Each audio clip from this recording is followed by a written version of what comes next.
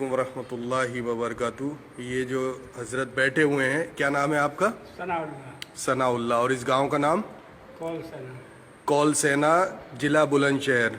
یہ گاؤں میں یہ جو آپ مسجد دیکھ رہے ہیں، یہ تقریباً یہ مسجد کو تو ابھی جو ہے دوبارہ سے ریکنسٹرکشن کیا گیا ہے اس مسجد کا، لیکن یہ پورے کا پورا گاؤں الحمدللہ اہل حدیث گاؤں ہے۔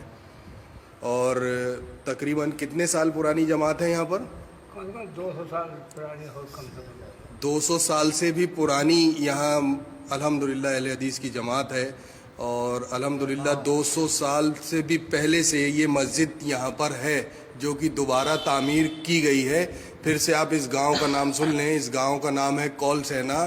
اور یہ جو حضرت بیٹھے ہیں، ان کی بھی آپ کی عمر کیا ہوگی صاحب؟ 70 سال 70 سال ان کی بھی عمر ہے، اور ان کے باپ دادا سب کے سب الحمدللہ اہل حدیث تھے۔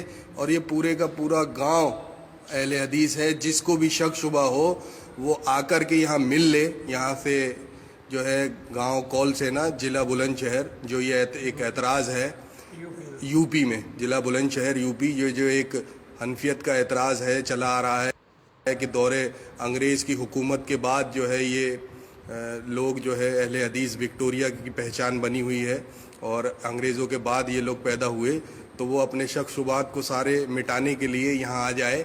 گاؤں کول سینا، ضلع بلند شہر، اتر پردیش۔